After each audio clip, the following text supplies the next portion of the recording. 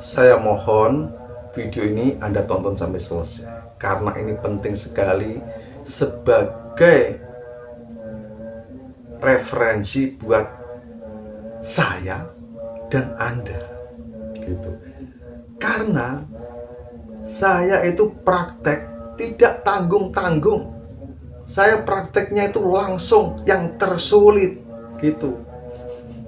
Assalamualaikum warahmatullahi wabarakatuh. Ketemu lagi dengan saya Aibda Suyono.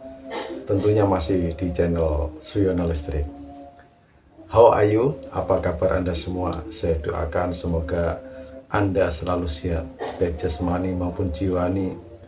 Dimudahkan segala urusannya, dilimpahkan rezekinya, semakin disehatkan badannya, dan yang lebih utama segera lepas dari anxiety disorder. Saya nggak sempat buat video di alam terbuka karena pulang saya terlalu malam tadi. Kok gede aku? Oke, sekarang saya akan membahas tentang apa sih yang harus kita benahi supaya mental kita ya lama kelamaan menjadi pulih. Nah, ini hasil penelitian saya. Kenapa saya harus pergi ke gunung, muncak gunung, mengeluarkan biaya juga? Kenapa sih saya bela-belain ke sana? Ini saya lakukan karena saya ingin mengondisikan atau mengembalikan mental saya yang saat ini menjadi mental kerupuk atau mental tempe. Nah, kalau Anda nggak percaya begini ya, emang mental kita apa? Iya, betul. Selain kita merasakan apa yang ada di badan ini juga berkaitan dengan mental kita. Misalkan, ini adalah bukti real. Dulu kita itu pernah sakit flu, pernah batuk, badan kita pernah panas, kepala kita juga pernah pusing, dan sebagainya. Tetapi dulu kita menanggapi hal itu biasalah, ini sakit musiman, begitu. Ya kita nggak merasa takut dan sebagainya. Tetapi saat kita kena anxiety disorder, ya, walaupun kita sudah menemukan kesembuhan, mungkin sudah dikatakan 70% lah, atau di atas 50% lah, kita merasakan pusing. Yang harusnya biasa menjadi luar biasa. Ya, menjadi luar biasa. Kita batuk, yang dulunya itu batuk itu musiman, biasa. Tetapi saat kita pernah alami anxiety disorder atau masih mengalami anxiety disorder, batuk itu menjadi sangat luar biasa. Takut kita, pusing, kita menebak jangan-jangan ada tumor. Batuk, napas, kita mengira itu sakit paru-paru. Dada berdetak dengan kencang dan cepat. Kita mengira itu adalah sakit jantung. Nah, itu kenapa bisa terjadi begini? Ya, psikis kita ini belum normal. Saya ya, terkadang juga masih berpikiran begitu. Padahal secara umum saya ini sudah enjoy loh. 5 gunung sudah kudaki, walaupun gak nyampe puncak. Tapi ini adalah bukti real latihan yang sangat berat ya. Tidak tanggung-tanggung langsung pergi ke gunung, naik gunung, padahal jauh dari tempat saya, Gunung Lawu, walaupun nggak nyampe puncak. Setelah itu Gunung Bismo, walaupun tidak nyampe puncak. Gunung Muria, puncak Natas Angin, walaupun nggak nyampe puncak. Terus Gunung Andong, walaupun nggak nyampe puncak. Terus gunung apa lagi yang kemarin itu, Gunung Mongkrang, walaupun nggak nyampe puncak. Ya, tetapi saya sudah berani melakukan itu, yang mungkin ini mustahil dilakukan oleh orang yang menderita anxiety disorder. Ini menjadi hal yang nggak mungkin dilakukan oleh penderita anxiety disorder, karena saya itu ya memahami anxiety disorder itu bagaimana. Kita jalan sebentar saja, itu sudah ngos-ngosan, sudah mau pingsan, sudah mau ambruk sempoyongan. Ya atau tidak? Kita di tempat yang rame, berkumpul sama orang, itu kita gelisah, ingin segera pulang. Kok berani-beraninya saya pergi di tempat yang jauh, tinggi, mendaki? Karena ini bentuk real, bentuk semangat saya untuk memulihkan stamina dan mental saya atau psikis saya. Karena begini, kalau mental ini belum pulih, maka stamina kita juga belum akan pulih. Sebenarnya stamina kita mungkin kuat, tapi karena mental kita sudah drop, ya akhirnya fisik kita ini mengikuti apa yang dipikirkan oleh otak ini. Begitu. Berpengaruh. Contoh lagi. Saya berdiri itu belum kuat lama. Ya. Waktu apel, saya berdiri 15 menit saja, itu sudah kayak bagaimana? 30 menit itu sudah kayak bagaimana? Tapi kuat, namun banyak sensasi yang saya rasa. Beda halnya saat saya berdiri di dalam rumah, latihan berdiri di dalam rumah, itu saya kuat.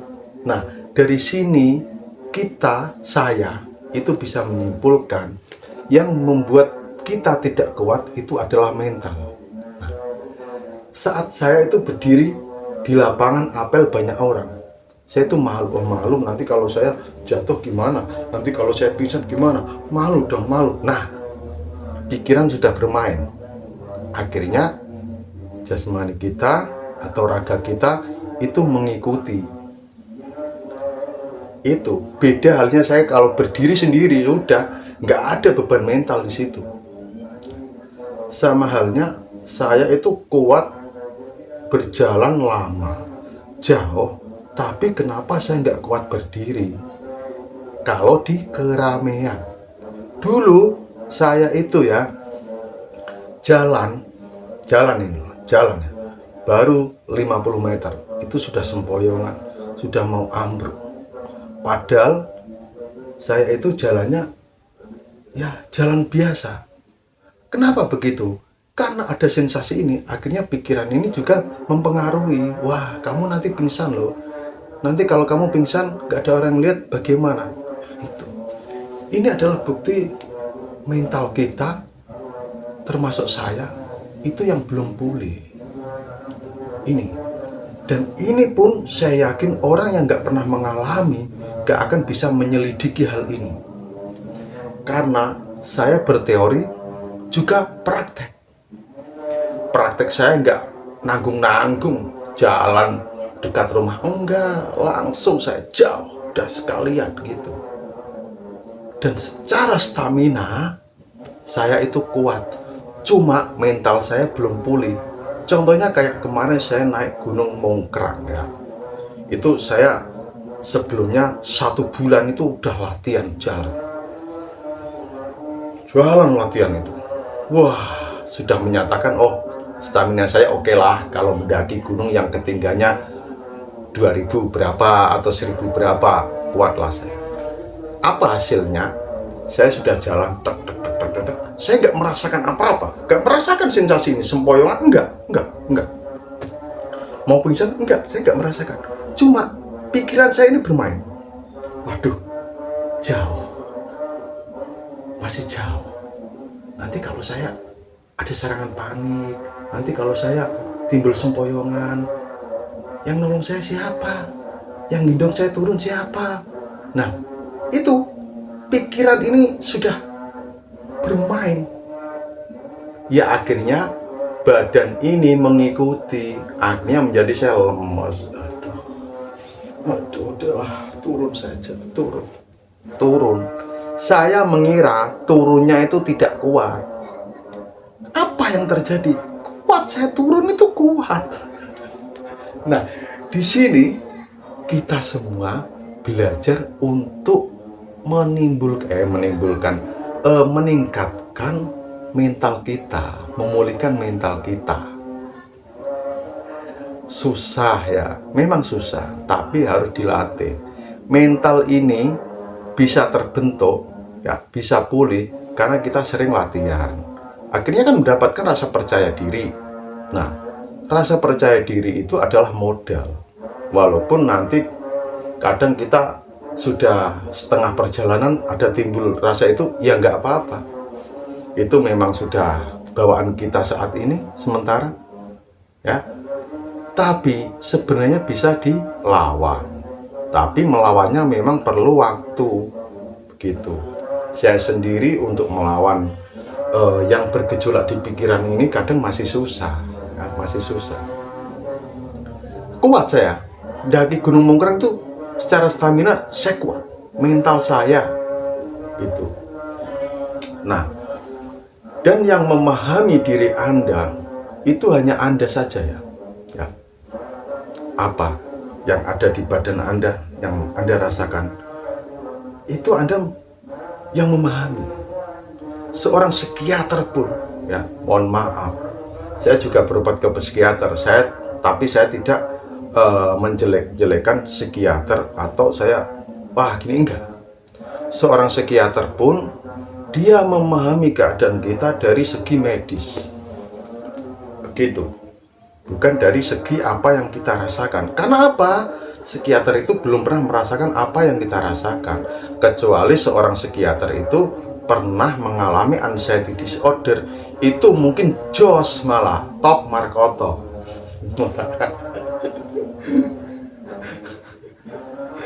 Gitu. Nah, jadi saatnya sekarang kita itu semua harus mengembalikan mental kita, membentuk mental kita yang seperti dulu. Walaupun itu susah, perlu latihan.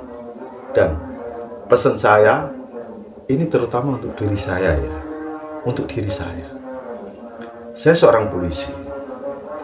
Banyak yang nggak percaya kalau saya itu sakit. Karena apa? Dari segi penampilan, saya memang kayak selayaknya orang yang sehat. Tetapi mereka semua tidak tahu yang bergejolak di diri saya. Banyak yang iri sama saya, Pak Yono kok nggak ikut pengamanan ini, kok nggak ikut ini, kenapa? Padahal sehat. Iya, sehat. Cuma mereka nggak tahu. Coba ya, yang sering menyerang saya itu, jadilah saya 1 jam saja. 1 jam, gak kuat. 5 menit saja, jadilah saya 5 menit. Kalau Anda kuat, saya berani potong gundul rambut saya ini. Saya gundul bener. Ya. Yang sering menyerang, terutama yang menyerang para penyintas anxiety disorder, menyerang dalam bentuk argumen, nggak percaya, katanya kurang iman, kurang ini, kurang piknik, banyak pikiran dan sebagainya. Semoga dia itu mengalami, sudah, itu jengkel saya itu. Ya, sebenarnya nggak boleh, tapi jengkel. Ya, saya kasih tantangan buat Anda yang sering menganggap bahwa penyintas anxiety disorder itu lebay, manja, ya, banyak pikiran, kurang iman, pura-pura. Jadilah seperti saya 5 menit saja. Kalau Anda kuat, Anda layak menjadi pahlawan. Gitu. Saya tantang Anda. Ya, kalau memang Anda ya nggak bisa mengalami itu, ya semoga mengalami yang lain, itu aja. Udah, saya jengkel ini karena saya itu sering diserang, ya, diserang katanya yang ini yang itu. Saya manusia biasa, kadang saya itu ya jengkel, tetapi ya gimana ya, saya hanya Aibda, pangkat rendah, nggak bisa berbuat apa-apa. Mungkin saya hanya bisa minta tolong pada subscriber saya, bisa minta tolong pada netizen saya, begitu. Oke, jadi yang perlu kita kembalikan itu adalah mental kita. Karena kebanyakan kita melakukan sesuatu tidak kuat itu karena gejolak di pikiran kita. Nah, gejolak di pikiran kita yang membuat kita tidak mampu. Atau saat kita parah-parahnya memang kita belum mampu itu. Tapi setelah kita mengalami bertahun-tahun, ya, itu yang berperan itu adalah pikiran kita, itu mental kita yang drop, yang menjadi lemah. Sebenarnya itu. Dan sebenarnya secara stamina, kalau Anda mau melatih, itu kembali kok stamina itu, walaupun tidak seperti dulu.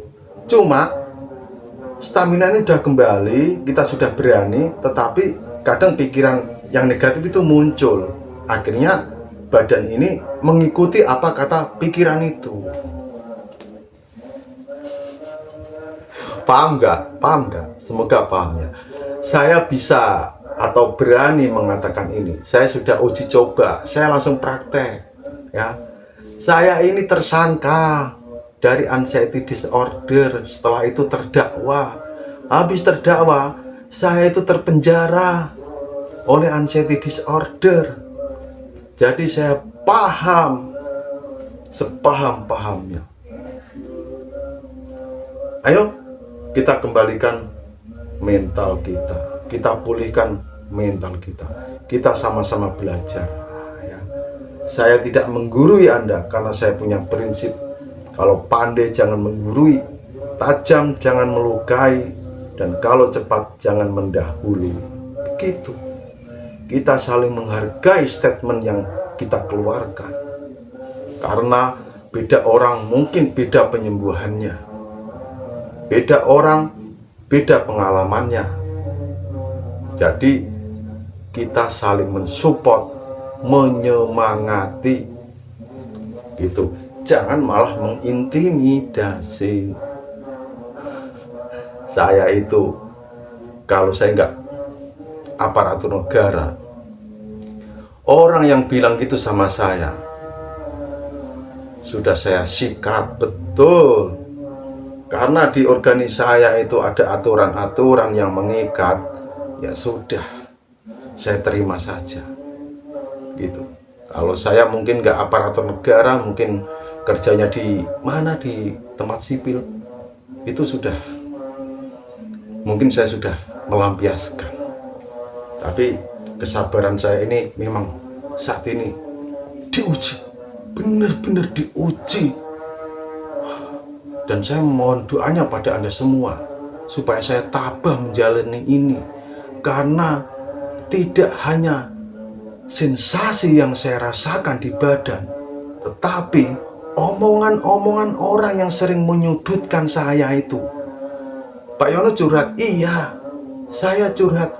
Saya itu hanya bisa curhat lewat media sosial.